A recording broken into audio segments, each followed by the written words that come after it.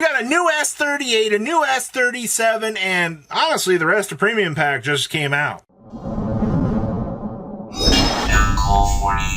You guys smash the link, crap out of that subscribe button so you guys don't miss out more on us. This is straight from Konami's official website itself. So, Shark and Kaido during the journey to victory with Galaxy support and S37 support. So starting off here, we have number S37 Spider Shark, and this card looks absolutely amazing. So this is a Water Sea Serpent Exceed effect monster, and it's going to be rank 5 with 2600, 2100, and it's going to be 3 level 5 monsters to make it. But you can also exceed some of this card by using an S37 Spider Shark you control as material, and then of course you will transfer those materials. So once per turn, we can detach one material from this card, then target one monster your opponent controls, banish that monster until your opponent's next standby phase. And if you do, and if your opponent controls a monster, all of your opponent's monsters will lose 1000 attack until the end of this turn. Well, I mean, that's pretty decent.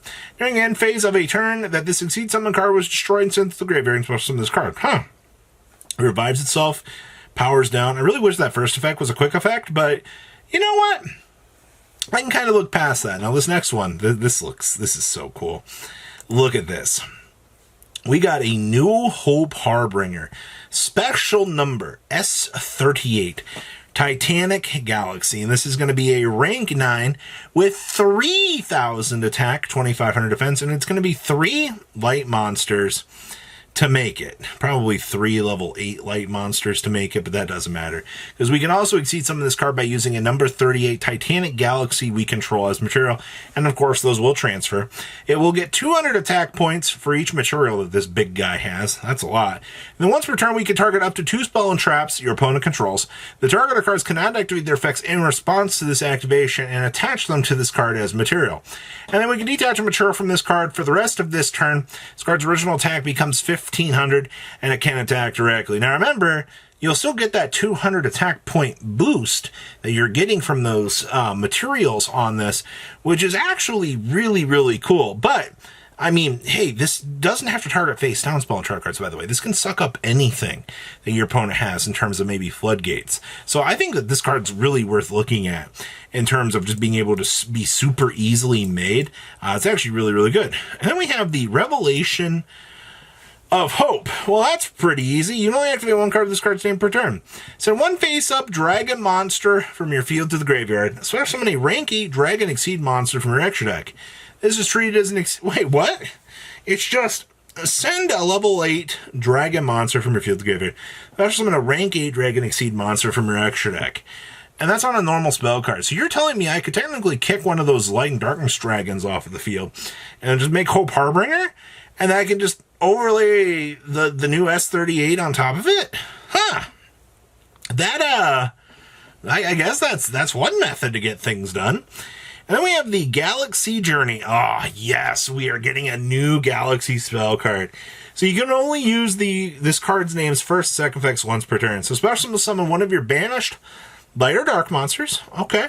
And if a face-up exceed monsters you control becomes banished, and this card is in your graveyard, you can banish this card to target one of those monsters and special summon it. Why in the world does this card have to be this good? This is a free Monster Reborn for any banished light or dark of yours, and if your opponent outs an exceed monster, we get a free just ability to target one of them and bring it back to the field. Like, Konami, these cards are really, really good, actually. All 4 of these. Maybe the Hope Woven Shark's not the greatest one, but, like, I can dig this guy. Alright, freeze the world with the new Ice Spellcaster. Excuse me. What, Ice Doll? What in the world are you? This is a level 2. Okay. It's a level 2 with 800 attack, 1000 defense. You can only use the first, second, and third effects of this card's name once per turn. You cannot special summon during the turn you activate any of this card's effects, except for water monsters. Oh boy. Well, that's a detrimental effect. So we can discard one other water monster, special summon this from the hand. Okay. If this card is normal or special, you can add a water spellcaster monster from your deck to your hand. Okay. And if this card is sent from the field to the graveyard, you can add one Ice Doll Mirror from your deck to your hand.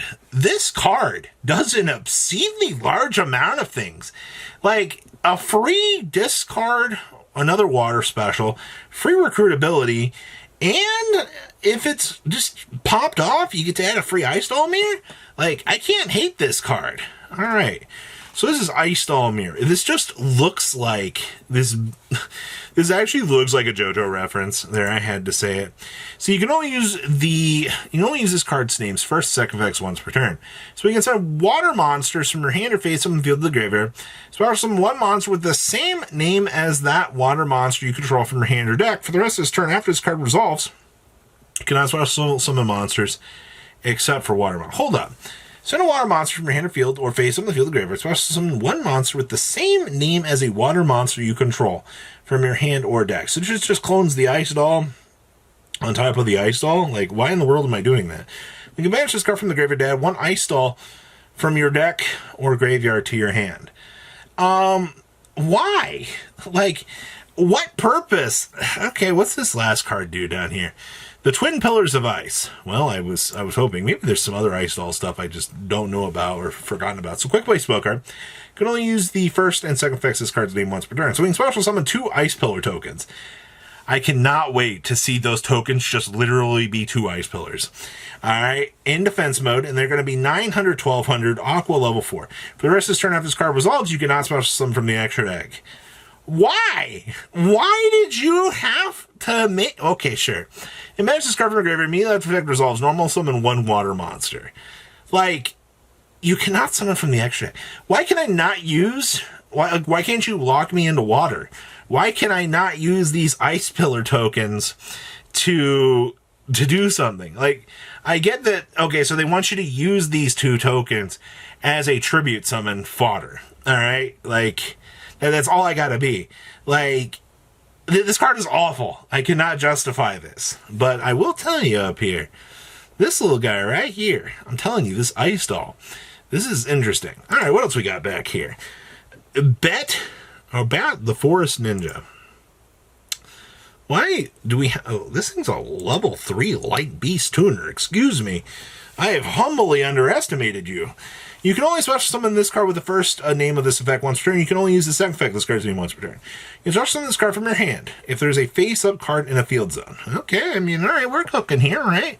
There's a field spell card, free special summon. Now, this card is normal or special summoned, and the Fairy Tale Prologue, Journey's Dawn, is on your field or in your graveyard. You can add a beast monster from your deck to your hand. Okay, so Bat recruits for the rest of the Fairy Tale Squadron. If we have the Fairy Tales Prologue Journey, there's going to be more to this. There has to be. Is this our next Fairy Tale friend? This is Wonko, Noble Knight of the Forest. Oh boy. So this is 1100, 1600.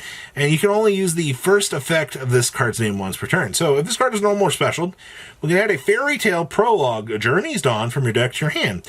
If a Fairy Tale Prologue is on your field or in your graveyard, you can draw a card instead. Okay, I mean, sure.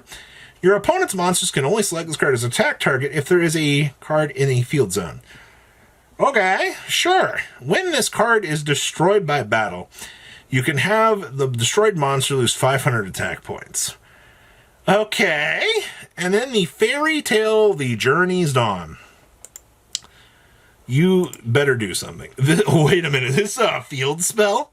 Alright, well, Teletubbies out here, I guess, getting some recognition here. Have all battle damage each player takes. If you control a Light Beast or a level 7 or 8 Dragon Synchro monster, you can draw 1 card. Okay? Once per turn during your standby phase, you can send this card from the field zone to the graveyard to place 1 field spell from your hand or deck face up in your field zone, except for the Fairy Tale Journey's Dawn. That's kind of cool, I guess. This is just a level 8 or level 7 or 8 Dragon Synchro monster. There's got to be more coming out for this archetype. This wets the palate too much to not be something slightly more original, but I like the idea of what we have going here. Like, this seems kind of cool, and I want to see more of this kind of unfold here. But, I mean, everything here looks really cool. I still like this S38. So what do you guys think? Please, leave a comment down below. Tell me what you guys think, and I will see your beautiful faces back here later today, guys. Peace. patrons. Thank you.